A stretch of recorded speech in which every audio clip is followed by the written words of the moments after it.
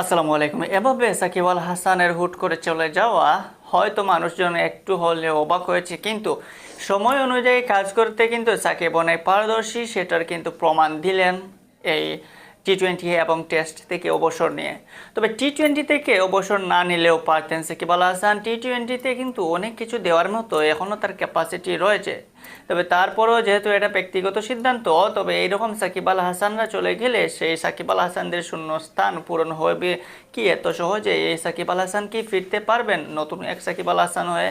এরকম সাকিব আল হাসান কি মিলবে আর বাংলাদেশে?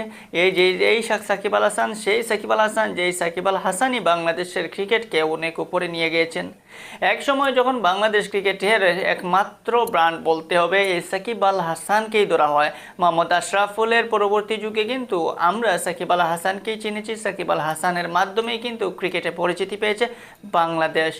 সেই সাকিব আল হাসান দীর্ঘ ক্যারিয়ারে বাংলাদেশের উত্থান পতনের অনেকটাই কিন্তু তার সামনেই হয়েছে, এবং তিনি বাংলাদেশের জয়ের অনেক বড় বড় জয়ের কিন্তু সামনে থেকেই নেতৃত্ব দিয়েছেন, ভূমিকাও পালন করেছেন।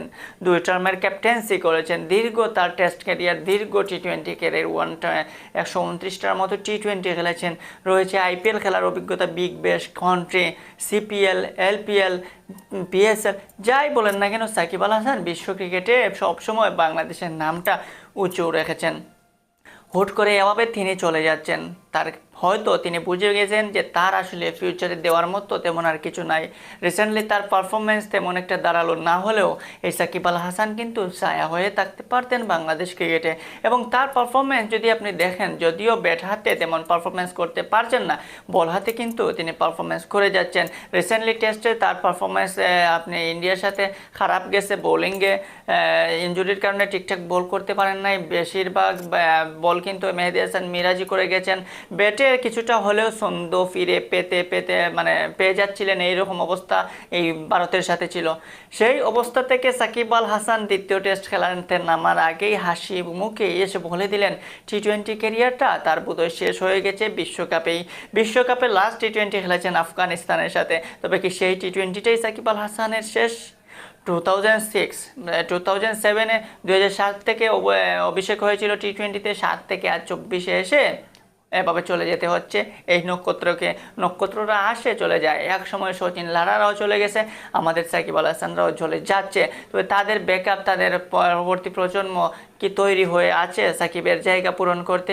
এই সাকিব আল হাসানকে মিস করবে ক্রিকেট দুনিয়া, বিশেষ করে বাংলাদেশের ক্রিকেট প্রেমীরা, সাকিবিয়ানরা যারা আছে, ফ্যানরা, তারা প্রত্যেকেই কিন্তু চায় এই সাকিব আল হাসানকে।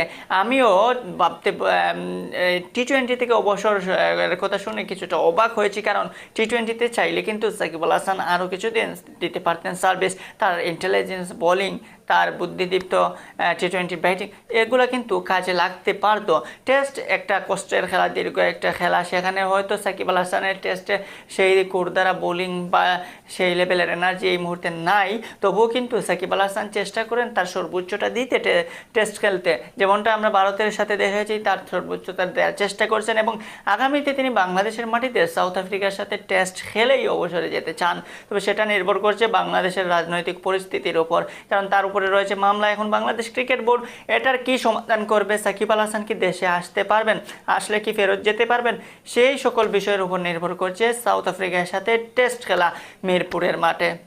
অপেক্ষায় থাকতে হবে এখন সাকিব আল হাসান সাউথ আফ্রিকার সাথে বাংলাদেশের মাটিতে শেষ টেস্ট খেলবেন, নাকি আগামীকালকে থেকে শুরু হওয়া কানপুর টেস্টই হচ্ছে সাকিব আল হাসানের ক্যারিয়ারের শেষ টেস্ট? সেটা দেখা যাবে, সময় যত গড়াবে ততই। তবে এই সাকিব আল হাসানকে মিস করবে বাংলার ক্রিকেট প্রেমীরা।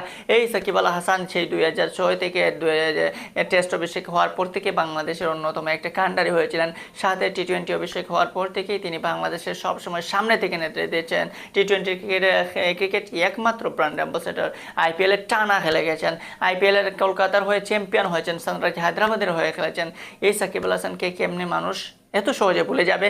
এই সাকিব আল হাসানই তো বাংলাদেশের ক্রিকেটের মূল ব্র্যান্ড অ্যাম্বাসেডর। তবে আশা করব সাকিব আল হাসান অবসর নেওয়ার পরও ক্রিকেটের সাথে থাকবেন, বিশেষ করে বাংলাদেশ ক্রিকেটের সাথে থাকবেন, যাতে করে সাকিব আল হাসানের মাঠের বাইরের যে পারফরমেন্সটা আছে সেটা বাংলাদেশ ক্রিকেট যেন পায়, সেই প্রত্যাশা থাকবে ক্রিকেট প্রেমী সাধারণ মানুষের।